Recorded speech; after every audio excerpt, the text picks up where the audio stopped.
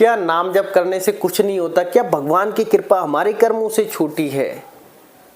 क्या नाम जप करना बेकार है? क्या उसका कोई असर नहीं हो रहा? लाइफ में ऐसे बहुत चीज़ें, क्या वो हमारी मुसीबतों को चेंज नहीं कर सकते? देखिए, आज जो हम कुछ भोग रहे हैं वो हमारे कर्मों का ही भोग है, और हम भगवान से जीवन पर्यंत, क्या हमने कभी अच्छे से नाम जप या फिर कहें कि अच्छे से पूजा पाठ किए बिना मांगे, कहीं ना कहीं लास्ट में जाके कुछ ना कुछ हमारी उम्मीदें, हमारा एक्सपेक्टेशन होता है।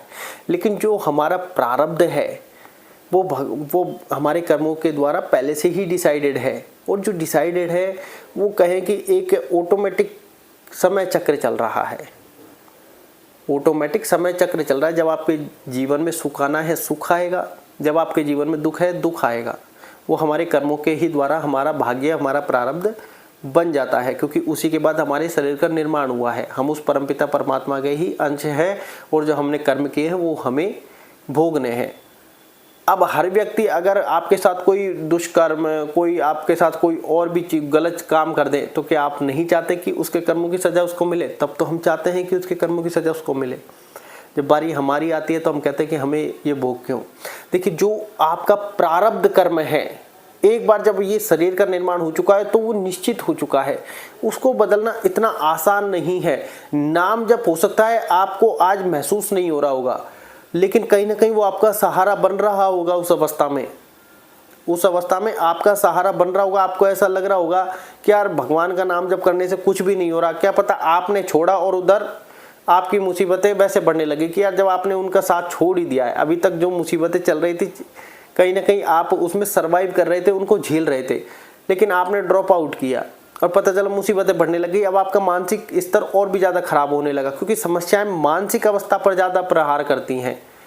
क्योंकि जो चीज़ भोगनी है वो भोगनी है। मन हमें उसके पहले और उसके बाद और उस समय भी बहुत ज़्यादा कल्पनाओं में ले जाता है, बहुत ज़्यादा विचलित करता है। नाम जब कहीं ना कहीं हमारे मन को शुद्ध कर रहा है, नाम जब हमारे कहीं ना कहीं मन को शांत कर रहा है, नाम जब कहीं ना कहीं हमारे लिए वो देवी शक्ति काम कर रही है, जो हमें कहीं ना कहीं पुश कर रही हैं, कहीं ना कहीं धकेल रही हैं कि आगे बढ़ते जाओ, थोड़ा समय और है, आगे बढ़ते जाओ।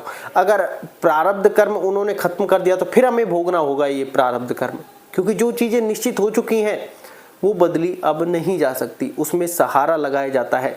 जैसे मान लो, जैसे बहुत से ज्ञानी लोग कहते हैं कि आपके कोई छड़ी पड़नी है तो वो पड़नी तय है, लेकिन वो हो सकता है कि छोटी लकड़ी में बदल जाए। अब हमें छोटी लकड़ी लगेगी कि हमें यार छोटी लकड़ी लगी है, और अब हमें ये थोड़ी पता था कि यहाँ पर बड़ी लगनी थी, छोटी लगी है।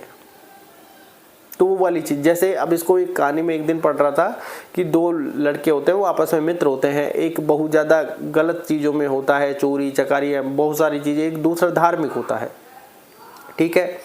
तो जो पहले वाला था, जो गलत कार्य, चोरी चकारी ये सब करता था, उसके जीवन में राजयोग लिखा था। अब राजयोग लिखा था तो एक दिन वो ऐसे ही कहे कि कोई ऐसी अवस्था से गुजर रहा था, उसको एक पैसे का बैग मिल गया, तो वो बड़ा खुश हुआ। और फिर वो जो धर्म का कार्य कर रहा था उसको चिढ़ाते हुए ये वो फलाना फलाना निकाला, पता नहीं क्या क्या भूल गया, ठीक है। दूसरा धर्म कार्य करके मंदिर से आ रहा होता, रास्ते में उसको ठोकर लग जाती है और उसका एक्सीडेंट या फिर कुछ ऐसा हादसा हो जाता है। वो भगवान को कोस रहा होता है कि ये मेरे साथ क्या हुआ, ये ऐसा क्या हुआ। तभी पता चलता है कि उस व्यक्ति की मृत्यु लिखी थी जो एक्सीडेंट में बदल गई। अब उस एक्सीडेंट को कोस रहा था, अब उसको धन्यवाद दे रहा है। जिसके जीवन में राजयोग लिखा था उसको सिर्फ पैसे का बैग मिल गया।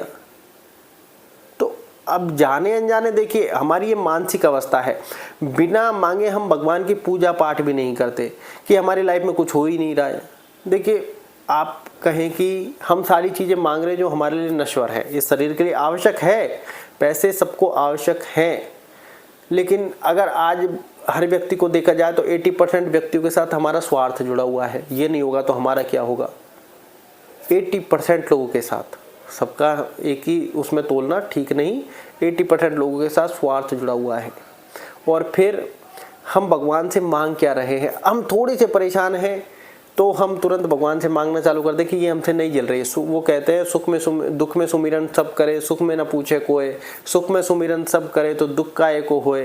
क्योंकि सुख की अवस्था में हमसे जाने अनजाने ऐसे कर्म होने लग जाते हैं जो नहीं होने चाहिए, उस समय हम भगवान को याद नहीं करते।